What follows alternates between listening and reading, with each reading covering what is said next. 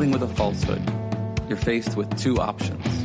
You can accept it or you can reject it. The basis upon which we take one of these actions is a product of our critical thinking capabilities and a desire to know what is true instead of confirming our bias.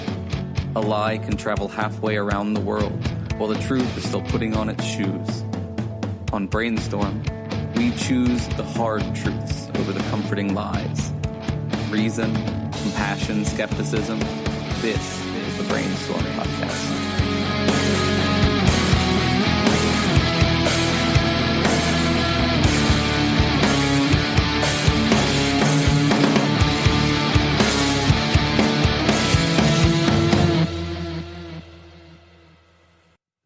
Hi, and welcome to the Brainstorm Podcast Skeptic Studio. I can hear myself. You're coming through Skype on the other end. Oh. Like through Bob's mic. Oh, there we go. He shut it off. There we go. Okay. That was weird. Okay. Hi, and welcome to the Brainstorm Podcast Skeptic Studio, the interview portion of the Brainstorm Podcast. I'm Cory, and my panel tonight are Lisa. Whatever. Dr. Lisa. Fuck it, whatever. Brandon. Hello. Renee. Hello. And, of course, the always amazing Dave doing sound. I'll try to be amazing. More amazing than I was. More amazing. We're here in Roman Empire Studios in Regina, Saskatchewan, and today is May 25th, 2018. Tonight we're talking to Bob Nygaard, a private investigator who deals with psychics. Thanks for joining us, Bob. Thanks for inviting me. So I guess a good starting place is how did you get into investigation or being a PI? Well, I used to be a cop in New York, and so I had a 20-year career. And after retiring, I decided I was just going to go down to the beach in Florida and lay on the sand and hang out and go to tiki bars at night. And then after 3 months of being on the beach, I got bored, and I decided that I needed to do something with my life. And so I picked up a PI license down in Florida. And it wasn't too long before I was out at a bar. I was at a happy hour, and I met two women. One was a doctor, and one was a nurse. And we were having some drinks and had some dinner. And then I had given them my card. And when I left, a few minutes later, about 10 minutes later, I got a call from the doctor. And she asked me to meet her down at the gas station and says, "Can you meet up with me?" So I met up with her. And she proceeded to unburden herself and tell me that she had been defrauded by a psychic. And I looked at her and I kind of rubbed my temples and I said, "Was the psychic's name Marks?" And she said, "Wow." She goes, "It was. My name was Gina Marks. How did you know that?" And I said, "Because I'm psychic, you know." I just happened to pick out one of the common names of people from the community that I usually, to investigate involving that type of crime that I knew of. And so that actually started my psychic hunting career, basically. This woman that had defrauded her was named Gina Marks, and she was a rather notorious psychic in Florida who had defrauded people, and no one had ever been able to bring her to justice. And I was able to build a case, put the case together, and then present it to the Broward Sheriff's Office and get her arrested and convicted. And she paid people back. I found a couple more victims, and in total, she paid back $65,000 to the victim. That's enough. Yeah. And what happened was once that arrest occurred, it made the papers, and it was in, the Sun Sentinel and the Miami Herald and whatnot. And people read that. And up until then, I don't think people had seen, stories about psychics actually getting arrested. And all of a sudden, people had hope for the first time. They were saying, "Wow, look at this. I have hope. Maybe there's something that could be done when I was ripped, about the case that I have." So people started calling me. Next thing I know, it's just people were calling me from all over the world. Must keep you busy then. Oh, yeah. My phone rings off the hook. It doesn't stop. Yeah, it's a really prevalent problem. And, people calling me from as far away as Australia, New Zealand, Singapore. And, either they worked or lived in the United States at one time and had visited a psychic and been defrauded. So I'm curious, like, how much money do you think that in total that you have helped people recover, or that have people that your clients have been defrauded of? Yeah, I can answer that easy. I've recovered over $3.5 million for people. Wow. Wow. Yeah. I mean, the cases, a lot of times the amounts we're talking about are astronomical that people are defrauded of. I mean, I had one guy who was defrauded of $900,000. Had another woman, I think it was $658,000. And then it goes all the way down to $2,500, or less. So, I mean, if somebody gives their money to a psychic, they're not under duress. They're not being forced to give them the money. What's the legal grounds for getting the money back? I mean, shouldn't people just know that psychics are not real? And if they, I don't know, I'm just surprised that it's not just like, well, you give up your money consensually, then it's gone, even though it's obviously fake. I don't know. Well, no, that's a very common question. And in fact, even police and prosecutors a lot of times don't get it. And what we're dealing with here is theft and applying the theft statutes. And just for an example, people willingly gave their money to Bernie Madoff, right? Nobody put a gun to their head. They gave him the money. So why is Bernie Madoff sitting in prison right now, right? Because confidence scheme, we're talking about a confidence scheme. And anytime you're dealing with a confidence scheme, by very definition, it's to gain the confidence and trust of someone to get them to willingly give you their money. So every confidence scheme involves someone willingly giving their money. If that wasn't a crime, then there would be nobody in jail for it.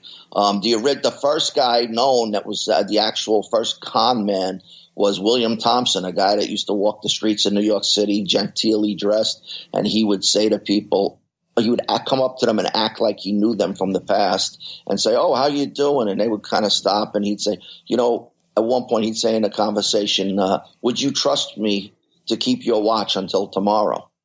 And the people were taken aback, and they were like, well, they didn't want to seem like they were an untrusting person, like they would, so they would give him the watch, and then, next day would come and he'd be nowhere to be found. Naturally. And the police finally caught up with him, and he had a whole drawer of watches, And so, when they wrote about him in the paper, they said, William Thompson, the confidence man. And that's where the term, I believe, originated. So the issue is the misrepresentation of what you're doing for people, right? You're misrepresenting that you're communicating with their dead loved one or whatever, right? Is that? Well, actually, it gets a little more technical than that a lot of times. I mean, you have theft by false promise. You have theft by false pretenses. There's various ways that you could commit theft. I mean, you could actually commit theft by finding lost property and not returning it to the owner if you know who the owner is. I mean, theft has a lot of different ways that you could commit. And so with the psychics, I'm not looking to prove. I mean, while I don't believe in psychic ability, and it's never been proven since the beginning of time, that's not what I go into court looking to do. I don't go into court looking to say, hey, you're guilty because you don't have psychic ability. My thing is, someone comes to a psychic generally, and the psychic says, hey, listen, you need to give me $100 for a reading. And then the person will say, okay, here you go. Give them the $100. And then the next thing the psychic says, upon doing this reading, I see that there's a darkness or a negativity around you, surrounding you. But I have to do deeper research to look into what the problem is. So the person will say, okay, well, what does that cost me? Oh, that could cost maybe $2,000. So now you have a progression of fees. So the person pays that money, and they come back, and the psychic will say, oh, something, upon doing the deeper research, I discovered that there's a curse on you. And then the person will say, oh, no, And they say, well, what does that cost you to remove the curse? Well, if you're 30 years old, it's going to cost $1,000 for every year of your age, or $3,000. It goes up, $20,000, $30,000. So there's a progression of fees. But then here's the key. A lot of times what the psychic will tell the person is, listen, give me this $30,000 because money is the root of all evil. And what I need to do is take the money to my church and take it to the altar. But don't worry, I'm a woman of God. The money's not for me. What I'm going to do is draw the evil to the money, and then I'll need to cleanse the money, and then I'm going to give it back to you. So just like William Thompson saying, give me your watch and I'm going to return it tomorrow, the person's being told, give me your $30,000. I'm going to take it to the altar, cleanse it, and give it back. When the money never comes back, you have theft. It would be like, let me have your car because you're going to be in a terrible auto accident this week because there's a curse on your car and it's got evil spirits on it and I need to remove them. So I'm going to take your car to my church and bless it, but I'll give it back to you next Friday. Next Friday comes, I'm nowhere to be found and your car is gone. I stole your car. It doesn't matter if I willingly gave it off. You know, you stole it. That's it. So that's, I don't know. I hope I answered your question with that. Yes, thank you. Other times someone will say, give me the money and I'm going to, for $2,000, I'm going to go to the church and the person will call the person. I'm praying at the church right now. Meanwhile, I'm investigating and I'm following the psychic, and the psychic is at a casino in Atlantic City pulling a slot machine while they say they're at the church. So there's your misrepresentations. So what you're looking for are provable lies.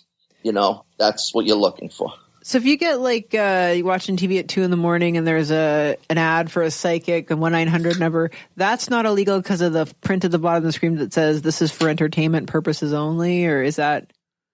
It skirts the law. It's very close. It depends where you are. Sometimes in New York State, fortune telling is a crime. Just to read someone's fortune for a fee, unless it's for entertainment purposes only, in conjunction with a show or exhibition. So if you would consider that a show or an exhibition, then yes. If it isn't a show or an exhibition, then I would say it's a crime. So they have to have the smoke and mirrors and the crystal ball, and then they can call it a show. It depends. You know, then what is the definition of show? What's the of exhibition, you know? In other words, if you go to the state fair and it's sanctioned and, you know, you're at the county fair and they got a license to have a booth there and, you know, then it's not a crime. Do you think that these psychics believe in the thing that they're promoting, or are they just conning people? The ones that I go after, I can tell you, they think they're just conning people. Because you know, at the end of the day, when they go and they have to go before the judge, and the judge asks them, you know, do you know that what you did was wrong? And they say, yeah, you know, I'm guilty and I know what I was doing, you know. So, I mean, I've had 30 cases, approximately, I think it's 30 now, and, you know, I'm 30-0. So, I mean, a lot of prosecutors say, oh, we don't want to do this. So the police, we don't want to do this. It's a hard case to prove. Well, if it's a hard case to prove, how could I be 30-0? It doesn't seem as hard as maybe they're presenting it. Right. Yeah, they don't want to do it. And that's one of the problems that I find. And just like the general public will say, well, you willingly gave your money. That's what happens when a person walks into a police station. They say to the cop, hey, listen, I was ripped off by a psychic. The first thing the cop does is roll their eyes, and the person is met with laughter, misreporting, or ignorance. And, you know, while a layman shouldn't necessarily know the ins and outs of the law, the police officer or the detective or the prosecutor, they should know what theft is about. And unfortunately, they don't, and they turn people away. And that could be because of laziness, could be because of ineptitude, could be corruption, you know. But what happens is when people call me, I say to them, did you go to the police? And 99.9% of the time I'd say, people are like, well, I tried that. You know, Bob, I went there. They laughed at me. They told me it wasn't a crime. And that hurt me because as an ex-cop, you know, I don't like to see that, you know.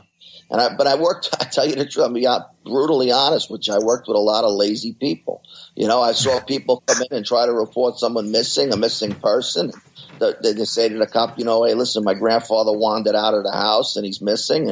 And the cop would look and say, oh, well, has he been missing for 24 hours yet? And the person would say, well, no. And say, oh, well, I'm sorry, but we don't take a report unless they've been missing for 24 hours. There's no such rule. People think there's a rule. So the cop will come back and laugh. Oh, I didn't have to take a report. He fell for the 24-hour thing. You know, I mean, it's terrible. It's terrible. And that's kind of what happens with this psychic stuff in a way. People go in and they try to report it, and they're just turned away, routinely turned away. And the prosecutors, they want a slam dunk. They think, hey, listen, how am I ever going to go before a jury and present this case with a gullible victim? How's that going to look? And I'm going to lose, and then my conviction rate isn't going to be, so great. And they don't want to take a loss. But that's not the way they should approach it. And and it's not true that it's tough to prosecute. It's just they're scared of it. So how long does it take for you to complete the average investigation on one of these cases? Oh, it depends on the complexity. I mean, if it's a case that went on, some of these are long-term offenses that go on for 10 years. I mean, I helped the feds with a case in South Florida, United States Attorney's Office, Southern District of Florida, with a case that involved a loss in the millions of dollars. I mean, the losses to the victims, like $25 million case. And there was multiple victims. And one victim had been defrauded of, I shouldn't say lost, but was defrauded of approximately $17 million. One victim that occurred over more than 10 years. And that victim happened to be a best-selling author, a romance novelist. Her name is out there. I mean, it's Jude Devereaux was her name. And unfortunately, she had a series of miscarriages and then had adopted a little boy. And at 8 years old, the little boy died in a tragic motorcycle MTV accident. And, the woman was grief-stricken. And she went to a psychic named Rose Marks, and Rose proceeded to tell her that the little boy was in the flames of purgatory and the devil was snapping at him and that he would never get to heaven unless Rose, helped to get the little boy to heaven. So, I mean, there's not too many things that are more evil than telling a grief-stricken mother whose child has died that, you have the power to get the child to heaven and that the child is not there yet, So, I mean, these cases, these self-proclaimed psychics engage in emotional abuse of the victims, and they financially decimate the victims. They go through the victim's money. Once they're done with all the liquid assets, they get them to open up credit cards. Then they get them to do like a bust-out scheme on the credit cards. They say, hey, listen, you got $3,000 credit on that Nordstrom or Macy's card or whatever, Saks card, and so you can get gift cards. You got to then get the gift cards and give me the gift cards. They get them to lease phones for them. They lease vehicles for them to take out phones in their name, and they get them to do basically anything they want. At one point, it just becomes a careful managed manipulation, psychological manipulation. And it's a lot more serious than people realize. Yeah, for sure. If I didn't already dislike the ads for Long Island Medium, I'm starting to really, yeah. Yeah. Well, you pay for a good feeling. Yeah. Because is that the most common thing? Is that the psychics are always feeding off of, grief, because it always seems to be like, people, grandmother just died, their aunt just died, whatever. And are they always the ones that go to psychics, or? Well, you have a big cross section of people, but yeah, usually what happens is people are vulnerable and they suspend their critical thinking because of a tragic event that's occurred in their life or something negative that's occurred in their life. One, their husband left them for another woman. Their wife left them for another man. The boyfriend left them. Their girlfriend left them. They lost their job.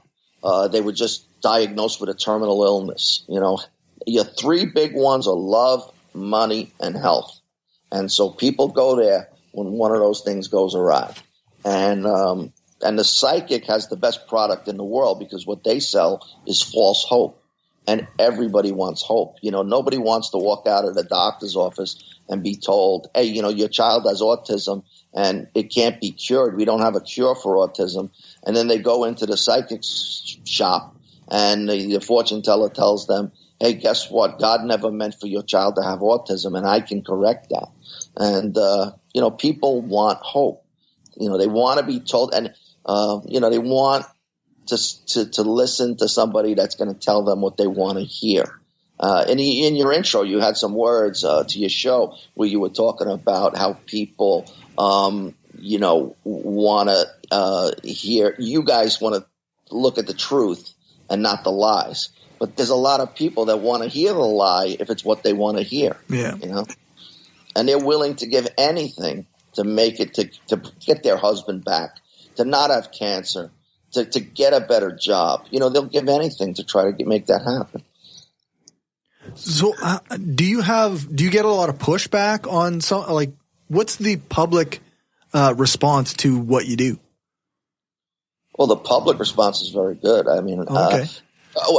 Well, I would temper that with, when you look after I've made caused a psychic to be arrested, and you look in the paper when it hits the media, and you look in the comment section a lot of times, there's a lot of people that write in, a fool and their money are soon parted, and how could they be so gullible? There's a lot of people lack empathy because they've never walked a mile in the other person's shoes. And that sometimes shocks me. I mean, it really shocks me.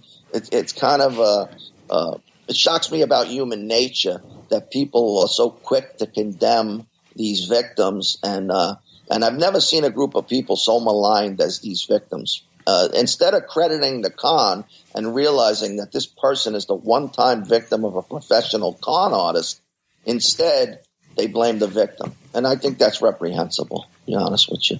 What happened to empathy? What happened to be able to say, all right, I wasn't the one diagnosed with cancer, or, my child doesn't have autism, or my grandmother just, didn't just die, or my husband or my wife didn't just leave me. So, think about what it was that drove that person to go to the psychic and then to suspend their critical thinking.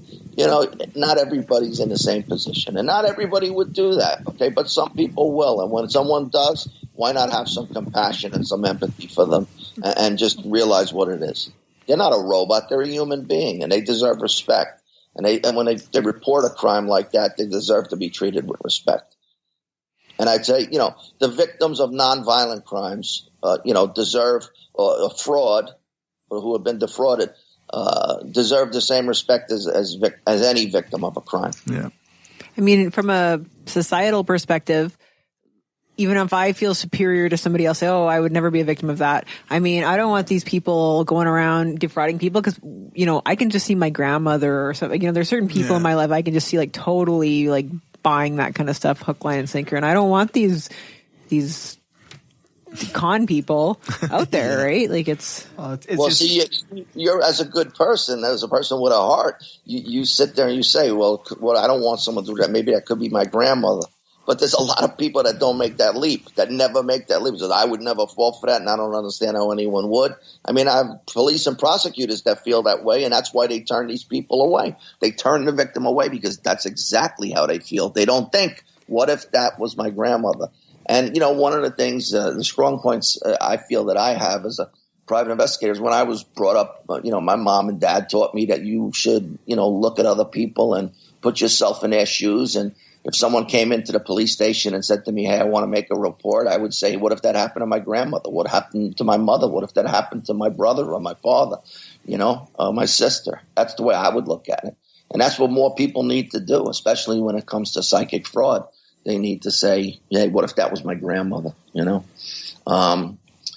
It's a serious problem. It's a very prevalent problem. And what a lot of times what people don't understand either is that these psychics, a lot of times when you're dealing with these storefront psychics, they're part of larger criminal enterprises.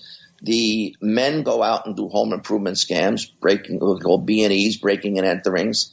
A lot of times the women do fortune-telling fraud. Other women do what's known as sweetheart swindles or sugar daddy jobs, where they come up to an old man or an old woman in a grocery store while they're shopping and say, oh, it's so good to see you again. And, my husband died a year ago. I understand. You're a widow too. You're a widower. Oh, you know what? We should exchange phone numbers because I'm so lonely. I know you're lonely too. And next thing you know, within a week, they got them changing all their paperwork so that they own their house, changing their will and everything else. So when you go to one of these storefront psychics, a lot of times there's multiple crimes being committed by these families. Okay. These are often organized crime-based enterprises. They're criminal enterprises that are familial-based. And you have life insurance policy fraud, slip and falls, B&Es, sweetheart swindles, fortune-telling fraud. And all of these different types of crimes bring in money for the criminal enterprise. And while while I don't want to disparage an entire community, just like you wouldn't say all Italian people are in the mafia, that would be the wrong statement. But by the same token, of the people that I've caused to be arrested, a lot of them are from the American Romani community, and they're from the criminal element within that community. So, while all people from that community are not bad people, of course, but there is a substantial criminal element within the community that commits these crimes. And people, the pejorative term, so, I'll say the American Romani community. What the normal person will say is gypsies. Right. Yeah, I was just going to say that. Yeah. But that's wrong. Like the word gypped. I was gypped. That's where that comes from. But it's not right to go after a whole ethnic group and say that they're that way. But right. But I can say that I can say with confidence of the people that I've caused to be arrested, these storefront psychics, that the overwhelmingly large percentage were from the criminal element within the American Romani community. So. Is there some connection to like maybe a cultural belief in the supernatural, perhaps, that leads to this type of fraud?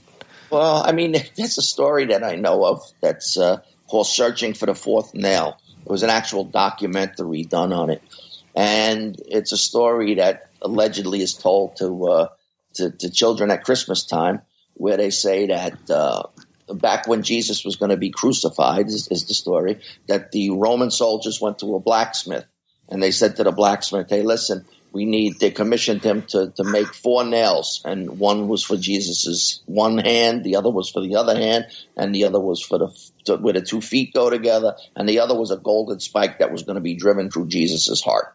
So what happened is the guy the blacksmith makes the nails, and that night a little gypsy boy snuck into the blacksmith shop, and he stole the golden nail or spike out of the 4, so there was only 3 left. When the Roman soldiers came and they picked up the nails, they took them into the cross, and when they opened it up, they were missing the golden spike. So when you see pictures of Jesus on a cross, you only see 3. So what happened is, according to the folklore, is that when that happened, that God looked down that day and he said, because that little gypsy boy stole that nail and he saved my son Jesus from having that golden spike driven through his heart, that you gypsies can roam the earth forevermore and steal from whoever you want, as long as you don't steal from another gypsy. So if that's the story you tell children when they're little, in other words, given a justification to why it's okay to steal, Sounds like it's more like a culture of not raising people to believe in supernatural, but raising, this is my trade. I'll teach you how to swindle people and what works to take advantage of people. I know people like this who've learned. And then another thing that has been said is that the people came out of India. It's believed to come out of the Punjab region of India and traveled into Europe. And people thought they came out of Egypt, so they called them gypsies. But they didn't come out of Egypt. They're believed to have come out of India. Then they went into Europe, and now in the United States, there's estimated to be, say, 2 or 3 million people in that community. It's been said that because they don't have a home, because they don't have a country or a home as an ethnic group that's on the move, that traditionally over time they weren't wanted in the places that they were moving into, and they were discriminated against, is what they say, and that they had to be very wily in their dealings with, and that sometimes is used as a justification for having to go outside the normal operating thing that most people would operate under, like if you have a home, and you don't need to do things like that. Steal things if you have a permanent home and a place to live and neighbors that want you, because you're on the move, it causes you to do things you shouldn't do. I don't happen to prescribe to that, line of thinking, but I've heard that line of thinking. That's all. What do you think, like, besides just not going to psychics, is there something that people can do to kind of be, more cautious or protect themselves from kind of being scammed in this way?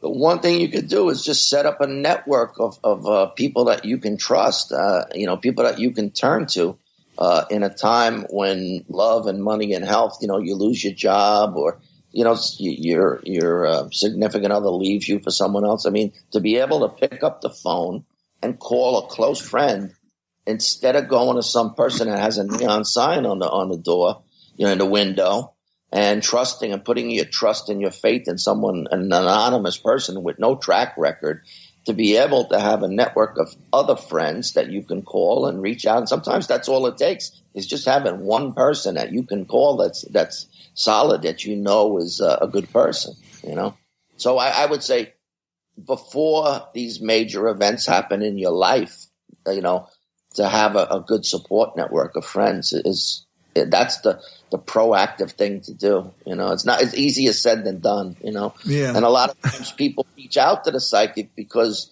it is anonymous and they don't want to talk to their closest friend or tell anybody about what's going on in their life, and they're embarrassed or ashamed by something. And, so they confide in the psychic. So, that's one of the things people do go to the psychic, because they feel that. But what happens a lot of times is the psychic turns around and uses that personal knowledge that the person gives them, and they use it against them to then extort money. Because when a person finally realizes they've been ripped off, the psychic says, "You remember when you told me about the fact you had an affair on your husband? Or remember you told me about your sexual identity crisis that you're undergoing? I'm going to tell the whole world. I'm going to out you. So you think you're going to go to the police against me? Well, guess what? I'm going to tell everything you told me in our little sessions. I'm going to now tell the whole world." And that is sometimes how these psychics engage in emotional extortion. Yeah, it's very much turns into a blackmail type situation. So I would caution people when you go and you think you're going to be given information about your life to some anonymous psychic that's hanging up a neon sign and walk in there, that beware, because there's no telling, who that person is going to tell and if that information is going to be used against you to extort you in the future.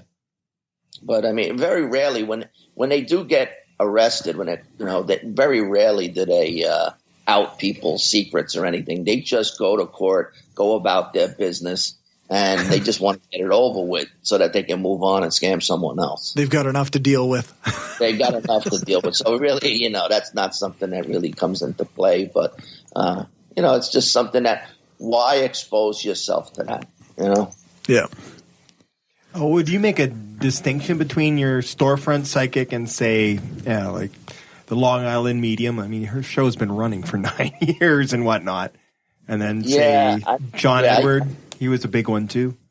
Yeah, I mean, I don't believe in any of it, but I generally deal mostly with the storefront psychics or online psychics sometimes that have people sending them money.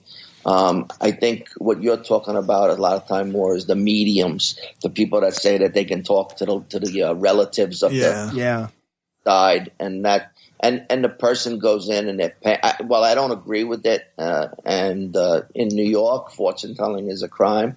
I would say that it's different when you're giving somebody $500 to sit at a table and think that you can talk to your deceased loved one, and when you're giving someone, $30,000, even $500, but they're telling you it's taken to the altar and going to be given back. When you can show the provable lies, there's it's a difference. Yeah, I suppose the difference to some extent would be like John Edwards said, like, you're paying for my time. I guess, in a sense, right? He's not saying I'm giving you this back after I cleanse it or whatever. It's not a right. Or he's not saying, give me this $500 and I'm going to buy some gold coins with it. And then instead he's in Atlantic City you don't see John Edwards sitting in Atlantic City pulling a slot machine with $500 that he was supposed to use to buy candles and crystals to work with, to do the work, alleged work, Yeah. So they'll say, oh, you need to give me this money because I need to buy materials to do the alleged work. I need to build a gold temple. I need to build a golden bridge. They have all of these crazy rituals that they say they need to perform, and that they need the money in order to buy the materials. What they materials, mysterious word that can apply to anything. Materials to do the work. And just a bunch of, hocus pocus. So to answer, you can see the difference there. I don't agree with either. Believe me, I don't agree. They're both bullshit, just different levels. Yeah, I think I don't believe in either. So you had like a little video short made about you that's on Vimeo. I wonder, like, what got that kind of going? Oh, I was just approached by a filmmaker, a really talented filmmaker named Jenny Schweitzer Bell and she's from Brooklyn, and she called me up and said, "Hey, would you like to do this video, a short documentary?" And we worked on the project together, and it was really exciting to do that and to spread the message about psychic fraud. And I had a blast working with her, and like I said, she's a very talented filmmaker that I had a blast working with. Yeah. Have you had like other major films or focuses on you on like television or radio, like other than little podcasts like ours? Yeah, no, I've had so many offers from TV, from Hollywood, from to do movies, to do TV shows, and I've worked on Crime Watch Daily. I did a show with them. I was on ABC 2020 a couple of times, and they brought me on to do some shows. So I've had some TV experience, and I've been offered many times reality TV shows. A lot of production companies have called me and asked me to do my own show. Would that be? Yeah, is that something that is in the works? Are you going for that? I'm currently doing something that I have a confidentiality agreement. Yeah. Well, I can't get into it, but it's something that I am thinking of seriously and working on something at the moment. Yeah. No, cool. Do you think that? I guess what you do kind of promotes the idea of critical thinking. Do you think that that will help people stop or not be victims of fraud in the future? Well, I think this podcast right now, when it goes out and people hear it is educational. Hopefully people pick up on these points that we're talking about, and that they learn, hey, listen, this could happen to me at a vulnerable time. It might not happen to me right now in my life, but if I hit a rough spot, maybe it's important to build a network of friends. And also, even if I don't have that, don't reach out to someone that's, an anonymous person with a neon sign in the window that has no track record. And realize that anybody can become the one-time victim of a professional con artist, and that you have to give credit. And I don't mean it in a good way, but you really have to respect how good these con artists are. They are professionals. They learn this from when they're 5 years old, and they're watching their mother do it and their grandmother do it, and they're sitting in this little office is what they call it. That's the word. Office is a fortune-telling parlor. So they're sitting in this office, and they're listening to their mother give a reading. And then when they're 14, 15 years old, they're giving readings. And so you've got one that's maybe 30 years old, and she's been doing this and listening to her grandmother when she's 5. When a person walks in, they don't stand a chance. It would be like me going out on a basketball court and playing LeBron James one-on-one and thinking I'm going to beat him. I'm on his playing field. So when a person walks into an office, a fortune-telling parlor, they're on the criminal's playing field. They don't stand a chance. That person, the words are coming right out of their mouth. They know how to push their buttons. They know how to engage in psychological manipulation. They know what's going to work, A lot of times it's just a matter of fear. They'll say, listen, if you don't give me this money and we don't do this work and we don't remove this negativity or this curse, someone in your family will die. Your son's going to die. Your daughter's going to die. Your mother's going to die. And the person thinks to themselves, even if, they're sitting there and they're thinking, well, what if she's a fake? I'm not sure that I really trust her. But you know what? What if she's right? And what if I don't do it and don't give her the money? And then my loved one actually dies. I'm never going to be able to forgive myself. So it's almost like I'd rather give the money, even if I'm being defrauded. I'd rather give it than take the chance that I'm wrong, and then someone dies, and then I can't live with myself. That's a very powerful emotion. Yeah. You know? Yeah, that sense of doubt when you're questioning whether or not it's real, right? Like, Yeah. Right. But I mean, the thing is, when something bad happens and immediately you feel it should be attributed to the prediction, whereas bad stuff happens to you. right. It's not whether or not there's a curse. Sometimes people get hit by cars for no reason. Well, yeah, statistically, that's actually a pretty common event. Well, you know what? You hit on an important point there. People don't like uncertainty. People, since the beginning of time, have never wanted to, they want to know, what does the future hold? What's going to happen tomorrow? They don't like uncertainty. Yeah. It's not something that makes, it makes you uncomfortable. But, unfortunately, uncertainty is part of life. That's what life is about. It's not all planned out and mapped out, So, some people have harder time dealing with that than others, and some people, seek out the supernatural to try to give them what they feel is an edge on what's going to happen, how to change things. People don't like the fact that sometimes things happen for a random reason. An accident occurs. It's a random event, and that's very unsettling to people. So people are constantly searching. So the psychic uses that to their advantage. The self-proclaimed psychic uses that, to their full advantage. Yeah, we often talk about that fear of the uncertainty when we discuss conspiracy theories and stuff like that. People think there needs to be an order to the universe. That there has to be a reason. Yeah. I think it's a very natural, very human thing to do. I mean, something that you don't understand happens, you can either, basically your options are speculation, supernatural, religion, or science. Like that's pretty much, or evidence based. And sometimes with science, a big thing is that you may not know, and some things happen and there is no reason for it. Yeah. That's why did I get cancer or whatever? Well, I'll go one better. There's no reason. What about when something happens and it is your fault? Right. And you want it to be because of some other reason or some supernatural reason, but realize, you were in the auto accident because you were tired, but you want to assign it to the fact that it was bad luck, it was a curse that caused it, because you don't want to admit to yourself that you were tired, that you didn't get enough sleep. Yeah.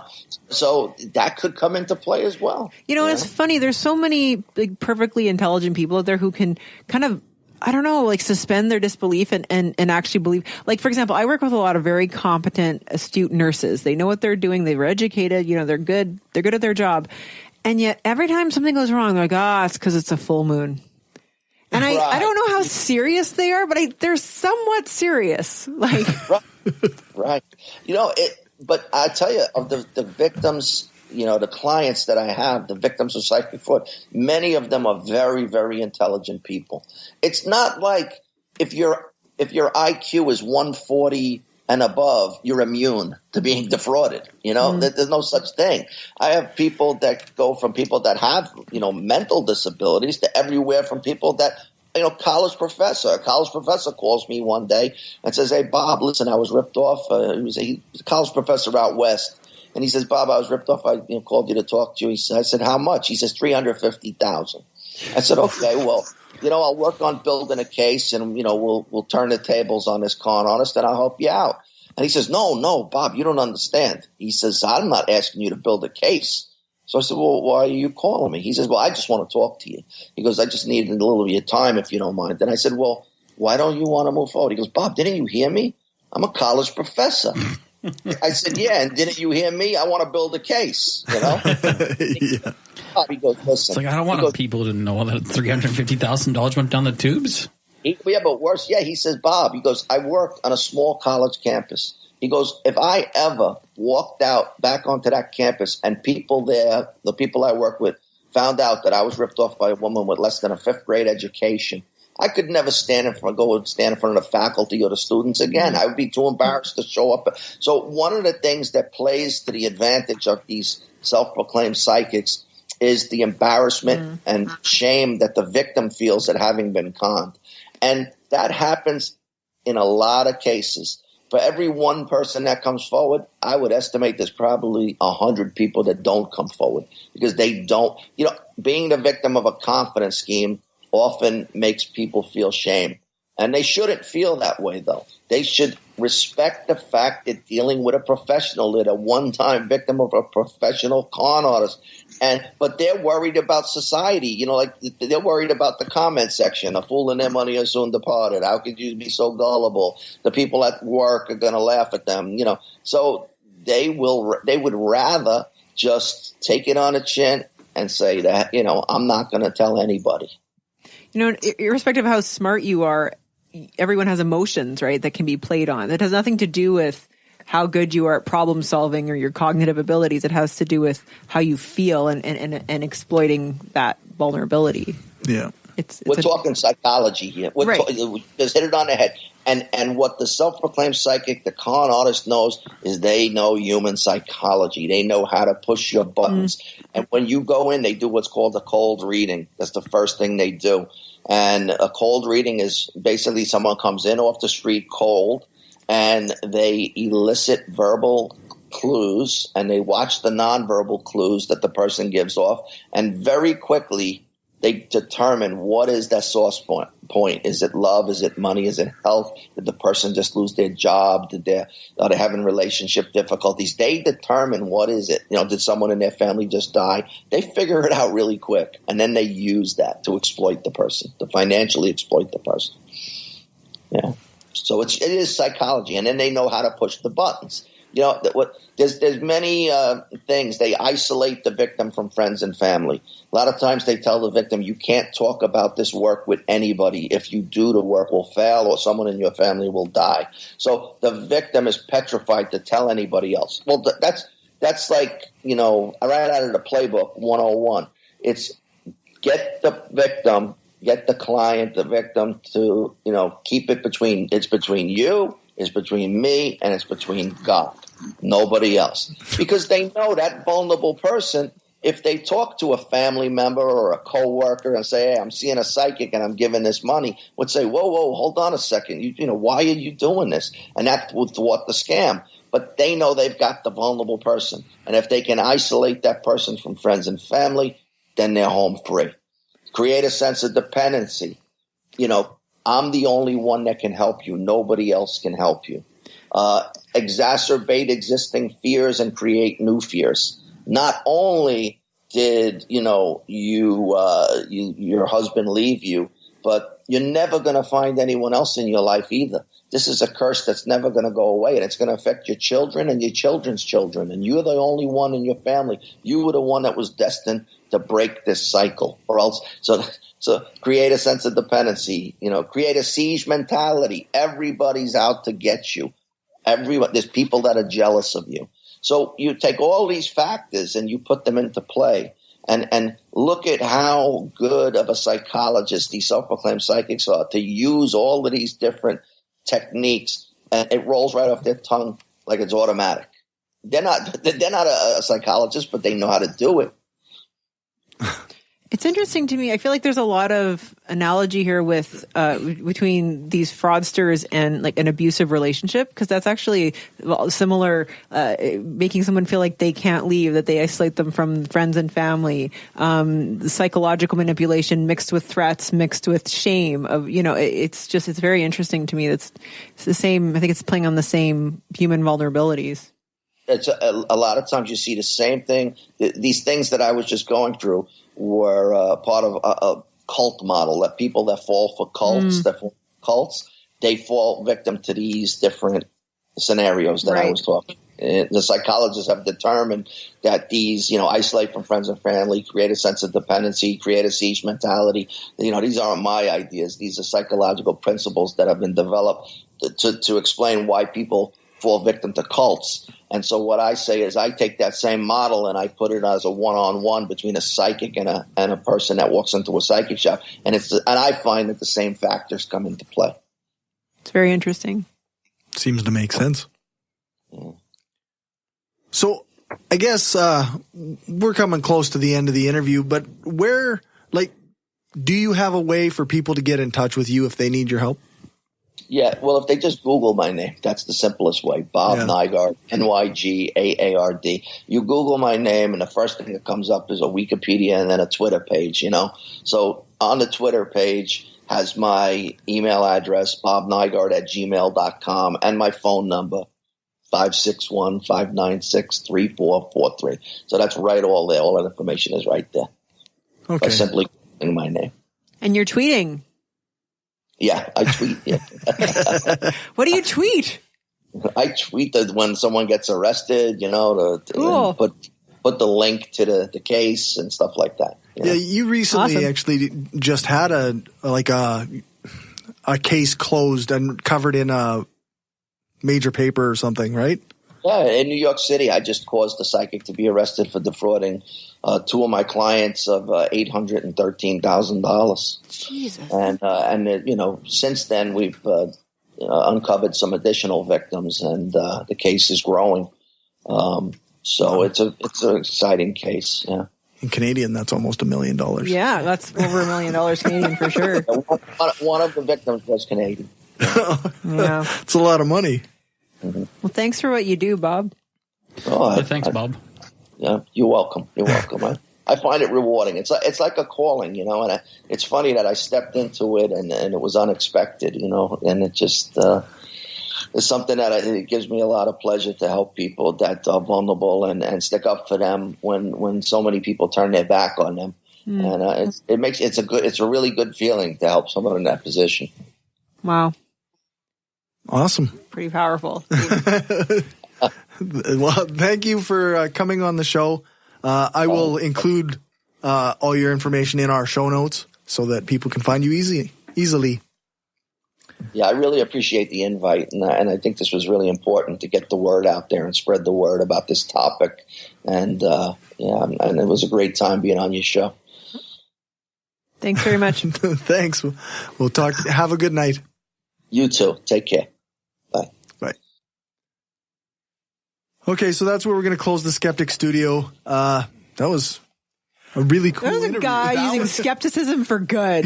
He's like a superhero using skepticism for good. I'll admit, I'm a little dumbfounded with some of that because that was when I think of storefront psychics, it's it's $25. Give me a cold reading. That's fun, but. Jesus, $280,000 $1 million later. Wow. Yeah. All right, let's go to that ad break. All right. Lisa has a book excerpt she'd like to read. Nice. I do. Hang on. Guys, Cory, talk about something else for 5 seconds. I got to open it. So, the way that I got into listening to podcasts at 1.5, I started Which is wrong. I started off. I went for 2 weeks at 1.1, and then I went for, I think, another month at 1.3. Okay. And then I jumped it up to 1.4 for a little while. I know this is boring.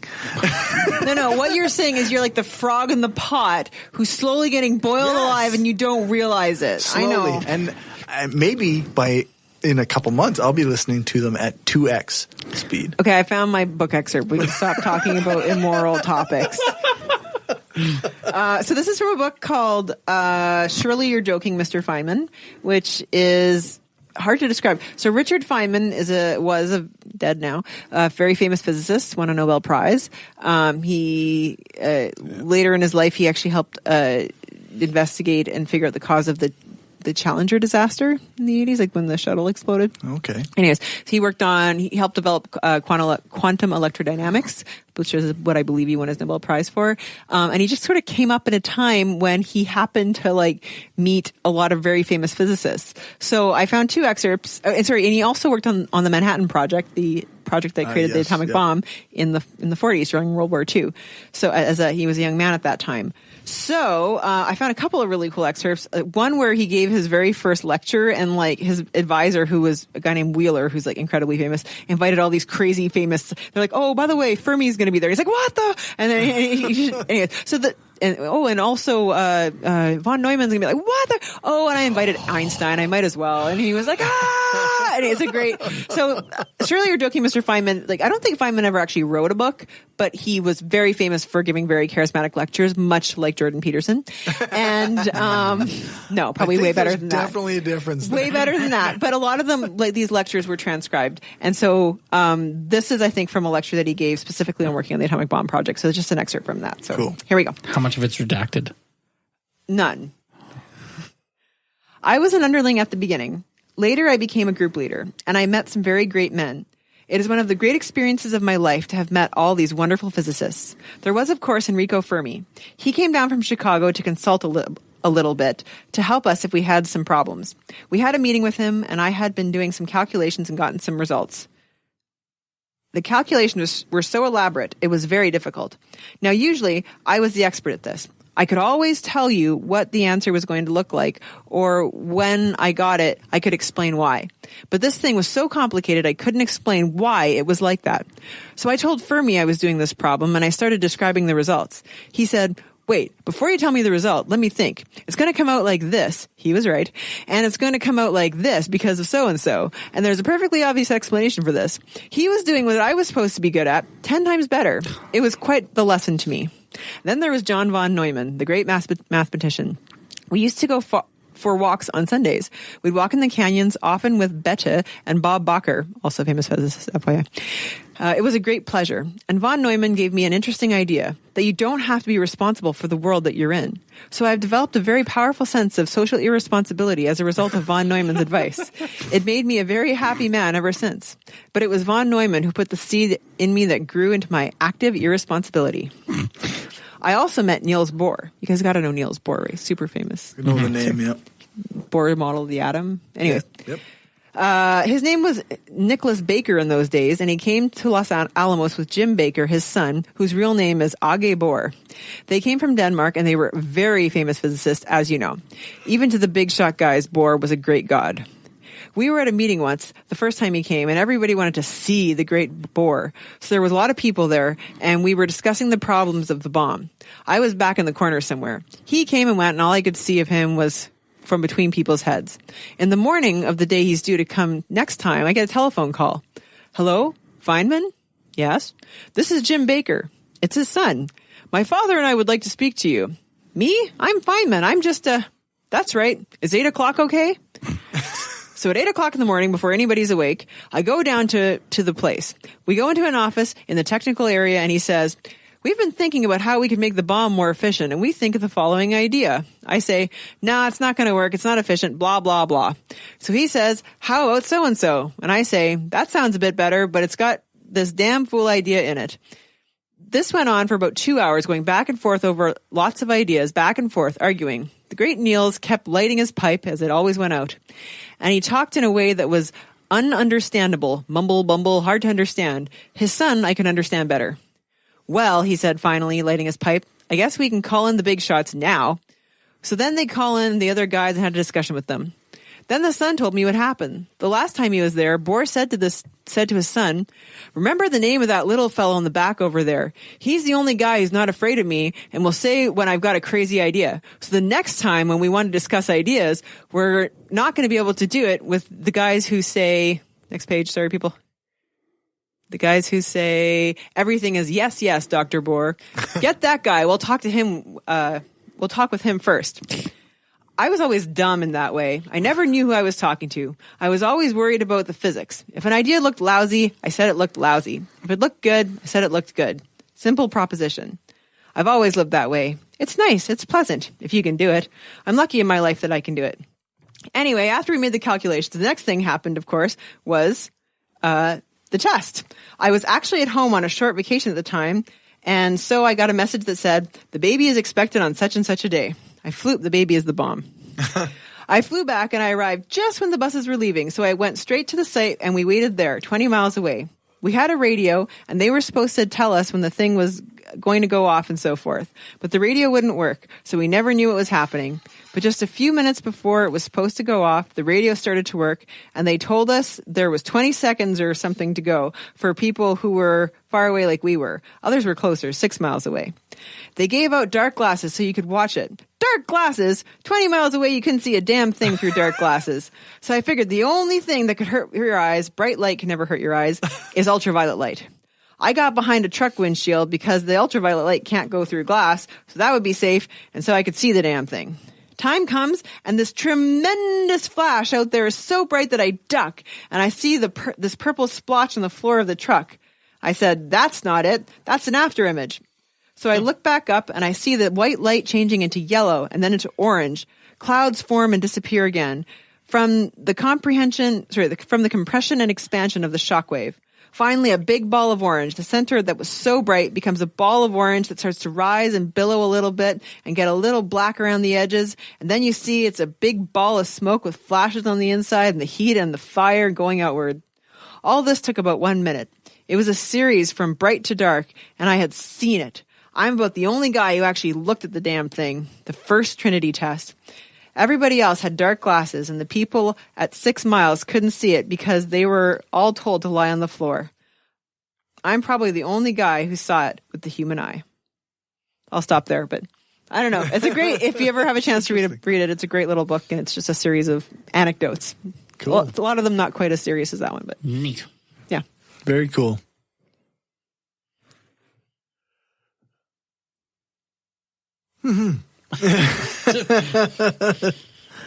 All right. So I got a couple things to cover before we actually go to our outro. On Twitter, Bob Glenn, a.k.a. Lachlan, said, this may sound weird, but rectable has become a verb to me. When I think of something to suggest for the segment, I think, can I rectable that? Rect, although he goes rect-able. So, can I rect-able that? Sure. Can you define the verb for us? He also says, I can't stop picturing a round table painted to look like a rectum. A rectum's like a long tube. It's like, it's got a little kink in it. I check out a lot of them every day on CT scan. Just saying. Also on Twitter, Randy Lamonda said, wonderful. Well, it's Twitter, so he saved characters. But he said, essentially, wonderful step-parent discussion. I'm not a step-parent. I had a stepdad. I had a father, a dad, a sperm donor, and a caregiver. Ooh.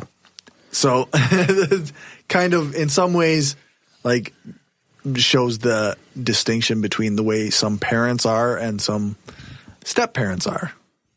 Step-parents are often an underappreciated group. Definitely.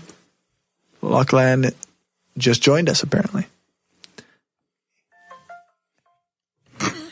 Maybe I'm thinking of a sphincter, not a rectum. Oh, like an anus. Yeah. Yes. Yeah, that's round. But like a rectum's like a long tube with a kink in it, basically. Right. I can show you guys could pictures. paint a table to look like a rectum. You know, I'm good.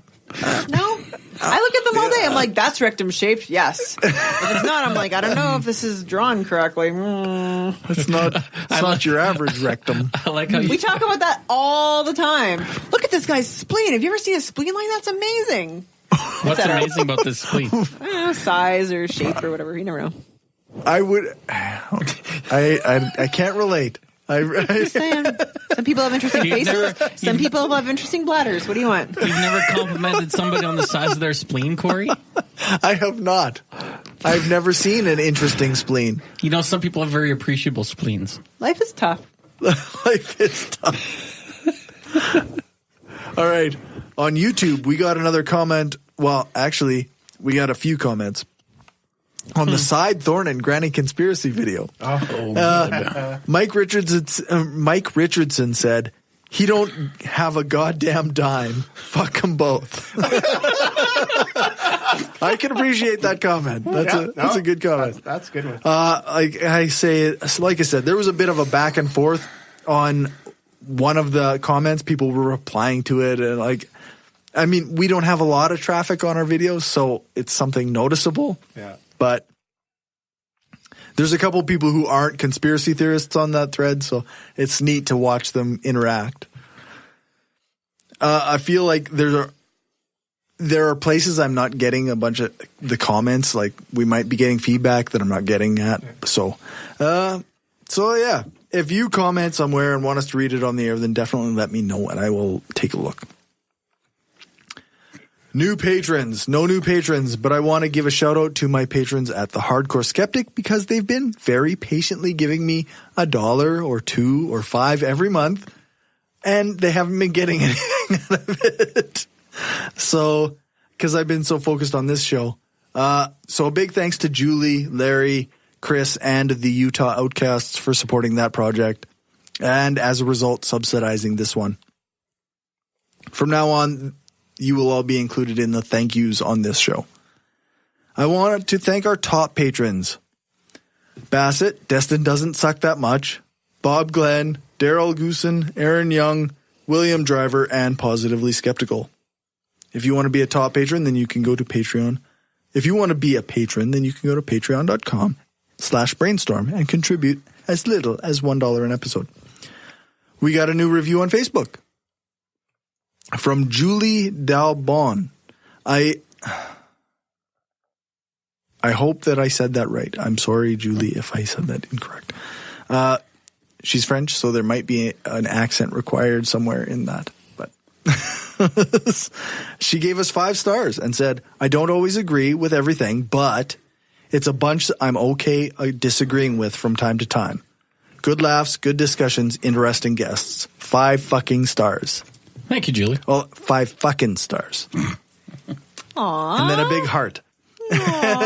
So thank you very much. I love my fucking stars to be followed by a heart. I'd like that as well. Yeah. Plug your stuff. Anybody got things to plug? Pride Parade? Like, not mine, but What is that? Your own the Pride middle of Parade. next month. Okay. Arts Fest is on this And weekend. CFI is going. Yes. Very cool. Arts Festival? Yeah, Arts Fest is going on this weekend. So if you're around tomorrow I'm going to go for and sure. you want to see Cool. me make weird noises for half hour, With your face? no, with computers. Oh. That's less Well, interesting. It doesn't count as with his face if he uses his nose to press the buttons. Well, I'm not going to do that, but I'll be at the Artesian at 12:15 tomorrow, Saturday. And then if you like more conventional music, you can come to the Cathedral after party at The Cure, the new club on 11th Ave in Regina. I'll be playing with Xana probably somewhere around 10:30 or something. Cool. So come on out. You can see my experimental side and my conventional side in the same day. But this only works if you're listening live. Yes. So the rest of you, too bad. We should have listened live, people. should listen live. If you're from New Zealand too, I just want to say there's a film called Gas Can going to be playing there at the I can't say it, the Wairoa. I can't say their indigenous names. It's hard. There's an indigenous film festival there, and it will be playing there, I believe, in June. So keep an eye out for that. Gas Can. Gas Can. I'm sure we have one New Zealand straggler somewhere, right? Right? Yeah, I'm sure we do. We love Kiwis. You never know. We do. Okay. Especially the furry ones. I was recently on an episode of This Week in News with Kevin and Benedict. That aired a week ago, I guess almost 2 weeks ago now. On the Monday before last. So, yeah, it's a couple weeks old now, but I was on that, and then I was also on the Sacrilege cast last night. And I felt like I rambled a lot. Ramble on and on and on and on. Beyond that, I've been trying to switch our schedule around because we won't be doing live episodes over the summer. And in the fall, the format might change because I need to spend more time with my family. Cory has priorities. Yeah, that's right. As fun as this show is, it doesn't pay for itself, which makes it a hobby and not a job. So I can't justify spending as much time on it as I have been. Is the CRA listening? It doesn't matter. I actually did file the income that this brought in. Wow. So. Yay. Screw you, CRA. Yeah, screw you, It's a CRA. business. It's a money-losing home business. Well, you know what? Hey, I did make money in my first few years, really. Yeah. So you can lose money on something like this for I think my accountant said 3 or 5 years, something like that. I know most businesses don't make money So where are we at now? until 5 years in. So I've filed for this is 2 years. Mm-hmm. So. And now on that dour tone. we have officially failed at our attempt to get a conference going. We will be emailing everybody and discussing how to repay all the donors. Some of the more recent donations might just be able to be refunded through GoFundMe, but some of the older ones will have to be done through e-transfers or whatever other methods. We just couldn't make it work. Between trying to organize and trying to get enough funds to cover what we needed, it just didn't work out. So I apologize to everybody, but we will do our best to get everybody their money back. For everything else, let's hit that outro music. Let's do it before I get halfway through this time. For everything else, you can check out the show notes at thebrainstormpodcast.com and our website, brainstormblog.net. Thanks to our financial supporters, Stephanie, Zach, the Utah Outcasts, Bassett, Will, Aaron, Daryl, Destin Sucks, Bob Glenn, Destin Doesn't Suck That Much, Magnus, several species of small furry animals gathered together in a cave, Positively Skeptical, Rob, Julie, Chris, and Larry. If you want to join them and help the show grow, then you can do that at patreon.com/brainstormpodcast. Or you can buy our stuff at tpublic.com/stores/brainstorm-podcast-gear. You can join us every second week when we broadcast live on brainstormradio.net. Our next show is on June 8th, and our guest will be Mandisa Thomas, founder and president of Black Nonbelievers. Thanks again to Bob for joining us, though he's not likely ever going to hear this. You can find his stuff at link to be determined. He's on Twitter. He's on the Twitter. Look for Bob Nygaard. if you Google him, he's everywhere. Yeah. That's what he said. I actually did Google him while we were talking. He has a lot of places where you can find him. Thanks to Dave for our intro music. Thanks to Aaron Rabbi from the Embrace the Void podcast for doing the new voiceover. You can find his stuff at voidpod.com. Thanks to Alex Capper-Murdoch for doing the voiceover for our ads, and thanks to Jason Camo for our outro music. You can find his stuff at aloststateofmind.com. All music played is either with permission or under the SOCAN license to play. For more information on SOCAN, you can check out the music license info page on our website, brainstormblog.net. Remember to give us a rating, a thumbs up, or a fave on your podcatcher of choice. Join our Facebook group, like our page, follow us on Twitter, share the show, and spread the word. For live listeners, stick around for the after show. You can go to brainstormafterhours.com and listen to the bonus content before it goes patron only. Thanks for listening, and remember, the truth matters.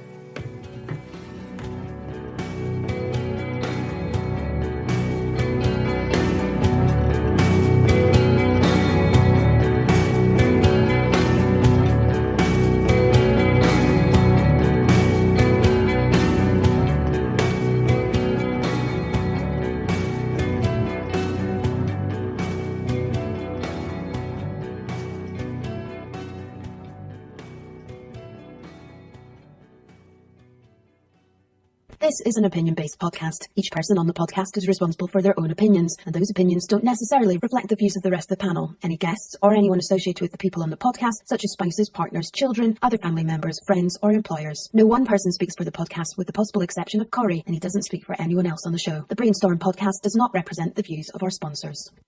We just wanted to say thanks to everyone who listens to us, shares the show, gives us a rating on iTunes or Stitcher, or supports us through Patreon and Gumroad. We don't have a lot of interactions with our listeners, but what we have had proves that we attract some of the best people around. Smart, kind, and cool. An audience truly worthy of the titles hardcore and woo-free. Thanks for helping us make the world a smarter place.